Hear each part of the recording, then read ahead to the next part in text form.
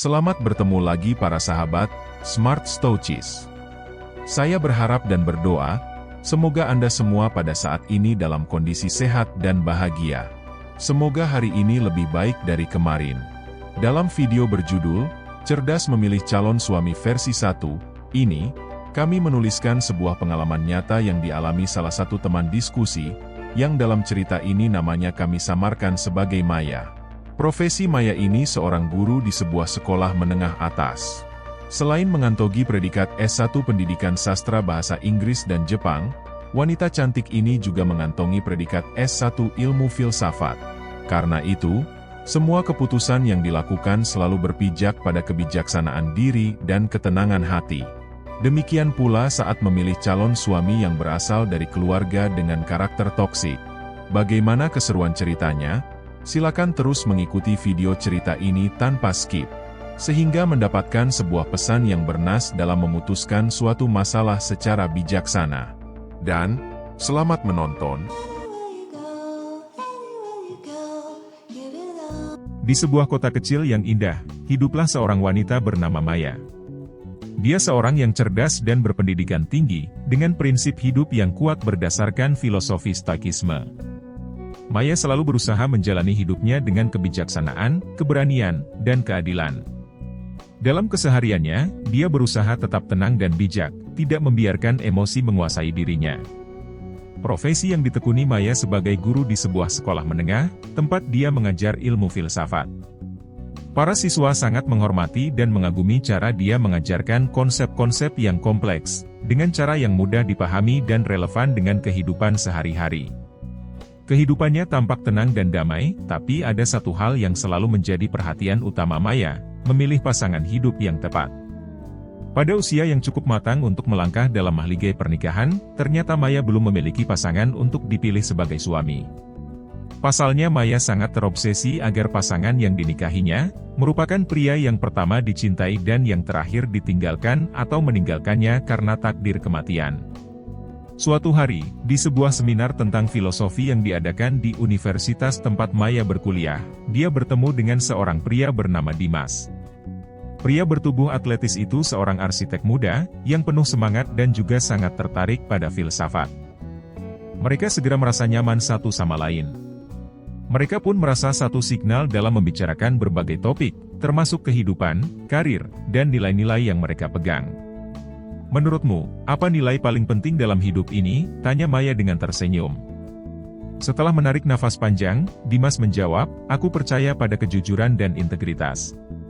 Tanpa keduanya, hidup kita hanya akan dipenuhi dengan kebohongan dan kepalsuan.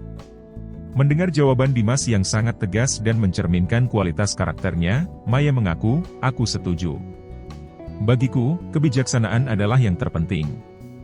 Dengan kebijaksanaan, kita bisa membuat keputusan yang tepat dan menjalani hidup ini dengan tenang. Dimas tersenyum dan mengangguk. Mereka terus berbicara sepanjang malam itu, saling berbagi pandangan dan pengalaman. Maya merasa ada sesuatu yang istimewa dalam diri Dimas.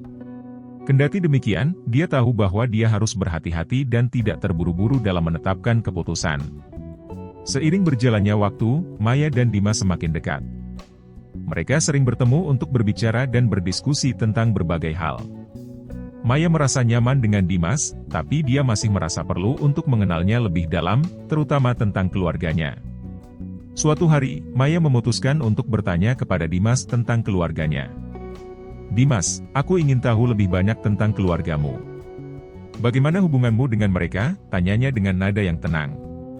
Keluargaku cukup besar dan beragam. Kami punya banyak perbedaan, tapi aku selalu berusaha untuk tetap dekat dengan mereka.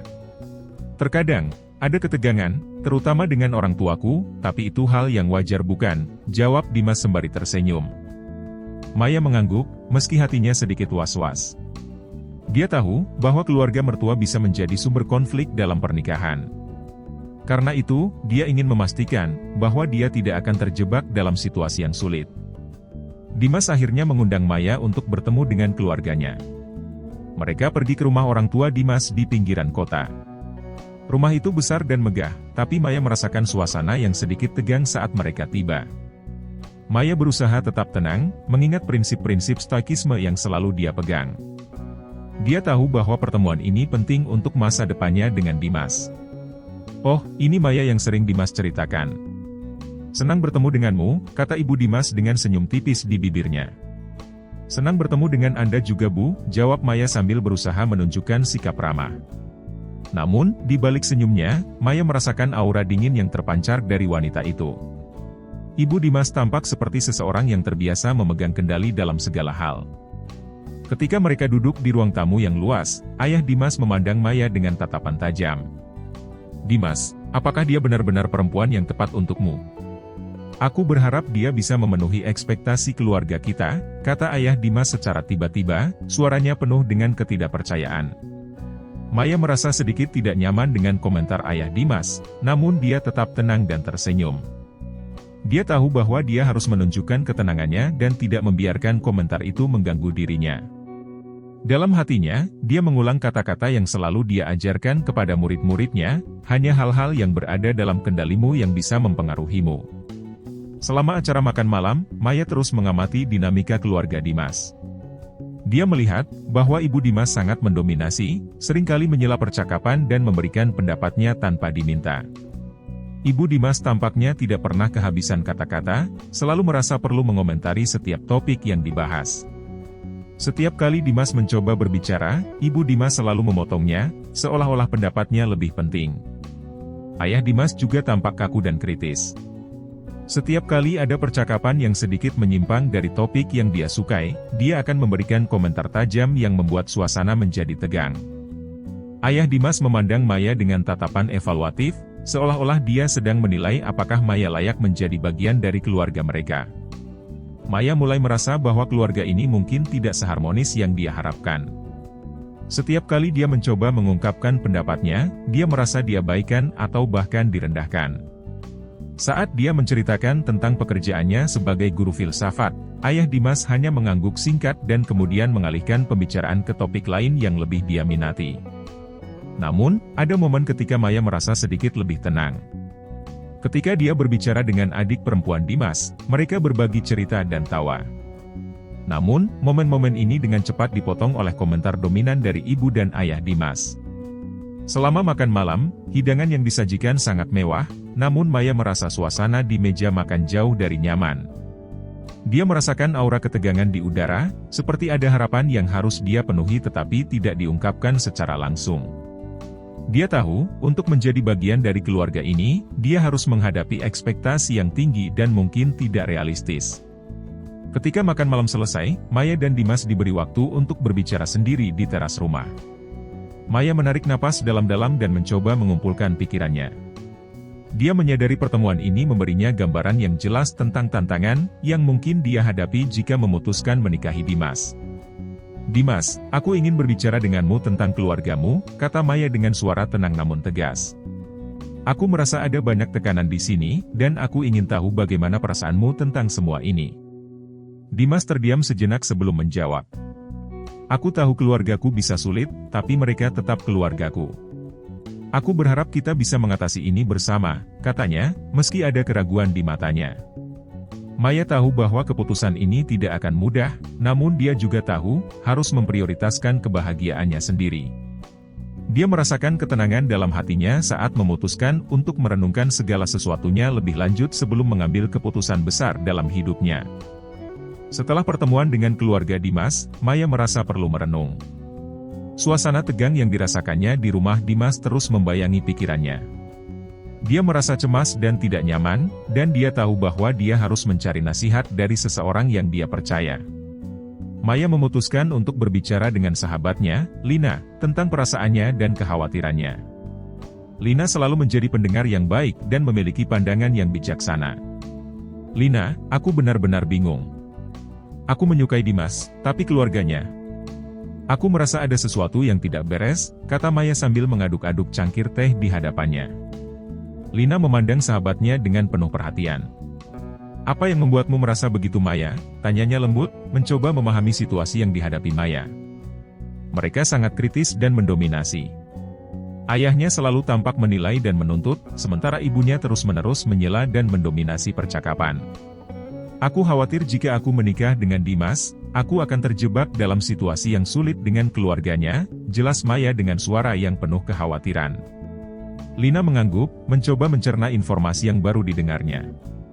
Kau harus memikirkan apa yang terbaik untukmu Maya. Jangan biarkan perasaanmu terhadap Dimas mengaburkan penilaianmu. Ingat apa yang selalu kau ajarkan kepada murid-muridmu tentang kebijaksanaan dan pengendalian diri, jawab Lina sambil menyentuh tangan Maya dengan lembut.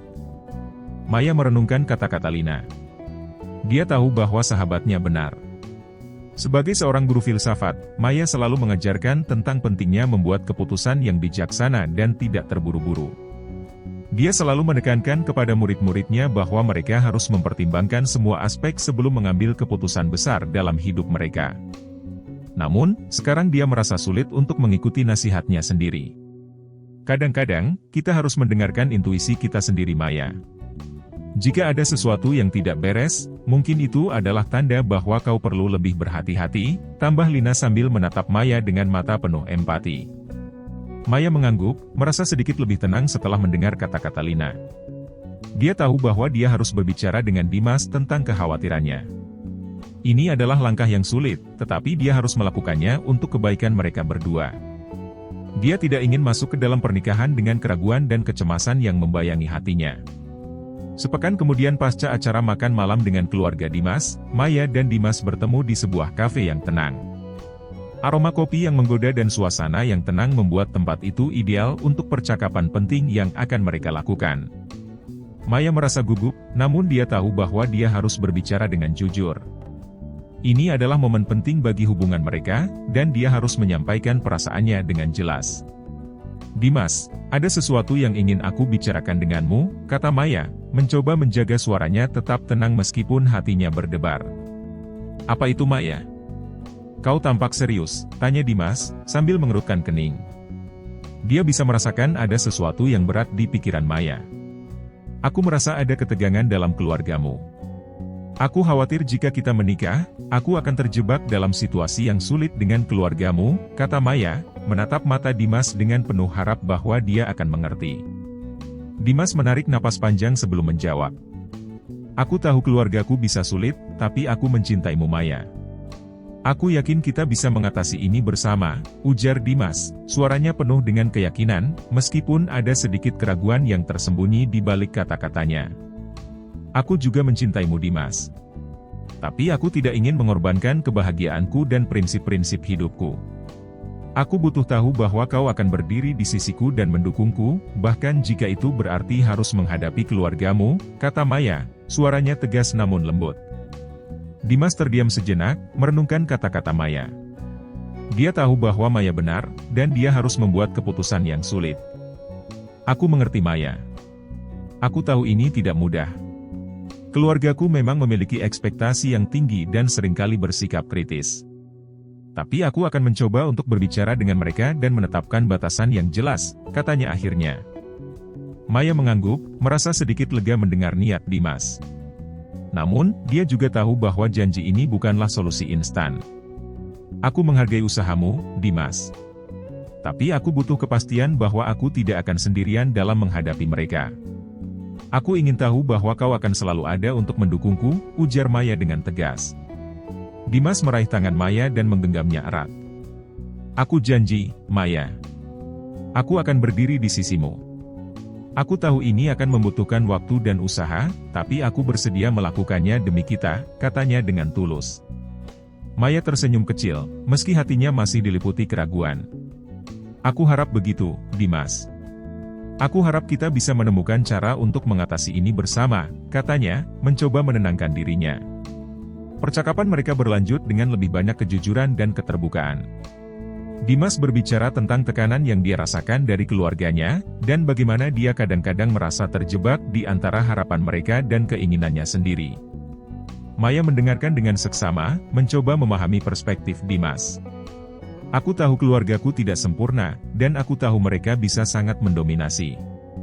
Tapi aku ingin kita memiliki kesempatan untuk membuat hubungan ini berhasil, kata Dimas, suaranya penuh dengan harapan. Aku juga ingin hubungan ini berhasil Dimas. Tapi kita harus realistis. Jika kita tidak bisa menemukan cara untuk menghadapi keluargamu bersama, aku tidak yakin aku bisa bertahan dalam situasi seperti itu, jawab Maya dengan jujur. Mereka berdua duduk dalam keheningan sejenak, merenungkan kata-kata masing-masing. Maya tahu bahwa keputusan ini bukanlah sesuatu yang bisa diambil dengan mudah atau terburu-buru. Dia harus mempertimbangkan masa depannya dengan hati-hati. Setelah beberapa menit, Dimas berkata, "Maya, aku akan berbicara dengan keluargaku. Aku akan mencoba membuat mereka mengerti bahwa mereka harus menghormati kita dan keputusan kita. Aku tahu ini tidak akan mudah, tapi aku siap untuk mencoba." Maya mengangguk, merasa sedikit lebih tenang. "Aku menghargai itu, Dimas. Mari kita lihat bagaimana kita bisa bekerja sama untuk menghadapi ini. Tapi aku juga butuh waktu untuk merenung dan memastikan bahwa ini adalah yang terbaik untuk kita berdua," katanya. Dimas mengerti dan menghormati keputusan Maya. "Aku mengerti, Maya. Aku akan memberikan waktu yang kau butuhkan. Yang terpenting bagi aku adalah kita bisa menemukan jalan keluar yang terbaik untuk kita berdua," katanya dengan penuh pengertian. Percakapan mereka berakhir dengan perasaan yang campur aduk. Maya merasa lega bahwa Dimas siap untuk mencoba mengatasi masalah ini, tapi dia juga tahu bahwa perjalanan ini tidak akan mudah. Dengan banyak pertimbangan di kepalanya, Maya pulang dengan tekad untuk merenung lebih dalam sebelum mengambil keputusan akhir. Setelah berbicara dengan Maya, Dimas mulai merenung tentang hubungan mereka dan keluarganya. Dia tahu bahwa dia harus membuat pilihan yang bijaksana demi kebahagiaan mereka berdua. Malam demi malam, Dimas berusaha memikirkan jalan keluar yang terbaik, tetapi bayangan keluarganya terus menghantui pikirannya. Setiap kali dia memikirkan masa depan bersama Maya, dia juga memikirkan reaksi keluarganya, terutama ibu dan ayahnya yang dominan. Namun, setelah beberapa hari merenung, Dimas merasa tertekan. Dia tidak yakin bisa menghadapi keluarganya dengan tegas. Ketergantungannya pada keluarganya terlalu kuat. Bagaimanapun, mereka adalah orang-orang yang selalu ada untuknya sejak kecil, membentuk pandangan dan prinsip hidupnya. Dimas merasa terjebak dalam dilema yang tidak mudah dipecahkan. Suatu malam, Dimas berbicara dengan Maya lagi, kali ini dengan kejujuran yang lebih dalam. Mereka duduk di taman kota, di bawah pohon besar yang rindang. Angin sepo-sepo meniup lembut, namun hati Dimas merasa berat. "Maya, aku sudah memikirkannya. Aku tahu ini berat, tapi aku tidak yakin bisa benar-benar menghadapi keluargaku seperti yang kau harapkan," kata Dimas, suaranya penuh dengan penyesalan. "Apa maksudmu, Dimas?" tanya Maya dengan hati-hati, meskipun dia sudah mulai menduga arah pembicaraan ini. "Aku mencintaimu, tapi aku tidak bisa menjanjikan bahwa aku akan mampu melindungi kita dari pengaruh keluargaku. Aku merasa terlalu terikat dengan mereka," kata Dimas dengan suara yang bergetar. "Aku takut aku tidak cukup kuat untuk menentang mereka." Maya merasakan kejujuran Dimas dan merasa sedih, namun dia tahu bahwa ini adalah momen penting untuk membuat keputusan yang bijak. "Dimas, aku menghargai kejujuranmu. Aku tahu ini tidak mudah bagimu," kata Maya dengan lembut. "Tapi aku juga harus berpikir tentang kebahagiaanku sendiri. Jika kau tidak bisa melindungi kita dari pengaruh keluargamu, aku khawatir kita akan terus-menerus hidup dalam tekanan." Dimas menundukkan kepala, merasakan beban yang sangat berat di pundaknya. "Aku mengerti, Maya. Aku tidak ingin melihatmu menderita karena keluargaku. Aku hanya berharap aku bisa menjadi lebih kuat untukmu," katanya dengan suara lirih. Maya merasakan kejujuran Dimas dan merasa sedih, namun dia tahu bahwa ini adalah momen penting untuk membuat keputusan yang bijak. Maya menyentuh tangan Dimas dengan lembut. "Kita semua punya batasan, Dimas. Dan kadang-kadang, cinta saja tidak cukup untuk mengatasi semua masalah. Aku pikir kita harus berpisah untuk kebaikan kita berdua. Mungkin ini adalah yang terbaik bagi kita masing-masing untuk mencari kebahagiaan dengan cara kita sendiri," kata Maya dengan tegas namun penuh kasih sayang. Dimas merasakan air mata mengalir di pipinya. "Aku akan selalu mencintaimu, Maya. Aku berharap kau menemukan kebahagiaan yang layak kau dapatkan," katanya dengan suara yang patah. Maya tersenyum lembut, meskipun hatinya juga terluka. "Aku juga akan selalu mengingatmu, Dimas. Terima kasih untuk segalanya," katanya. Mereka berdua duduk dalam keheningan sejenak, menikmati momen terakhir mereka bersama. Setelah beberapa saat, mereka berdiri dan berpelukan erat untuk terakhir kalinya. Dengan berat hati, mereka melepaskan pelukan itu dan berjalan menuju arah yang berbeda, membawa kenangan indah dan pelajaran berharga dari hubungan mereka. Maya merasa sedih, namun juga lega karena telah membuat keputusan yang bijak.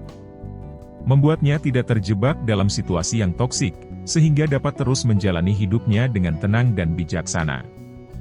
Dia tahu bahwa kebahagiaan dan ketenangan hidupnya adalah hal yang penting. Dengan semangat baru, dia memutuskan untuk fokus pada dirinya sendiri dan karirnya sebagai guru filsafat, mengajarkan kepada murid-muridnya tentang pentingnya kebijaksanaan dan pengendalian diri. Dimas, di sisi lain, kembali ke keluarganya dengan perasaan campur aduk. Dia tahu bahwa dia telah kehilangan seseorang yang sangat berharga, namun dia juga menyadari bahwa ini adalah kesempatan baginya untuk belajar menjadi lebih kuat dan mandiri. Meskipun jalan di depan tampak sulit, Dimas bertekad untuk menghadapi tantangan ini dengan keberanian. Waktu terus berjalan, dan baik Maya maupun Dimas menemukan cara untuk melanjutkan hidup mereka. Mereka berdua tumbuh dan belajar dari pengalaman mereka, dengan harapan bahwa suatu hari nanti, mereka akan menemukan kebahagiaan yang sejati. Namun yang terpenting bagi Maya, adalah mendapatkan sebuah pengetahuan yang tak dapat dinilai dengan materi apapun, yakni pengetahuan, bahwa dalam membina sebuah hubungan suami istri, kadang-kadang cinta saja tidak cukup. Dibutuhkan keberanian dan kebijaksanaan untuk membuat keputusan yang sulit demi kebahagiaan dan kedamaian diri. Dengan demikian, Maya terus menjalani hidupnya dengan penuh makna dan kebahagiaan, tanpa terjebak dalam situasi yang menguras energi dan emosi. Tamat.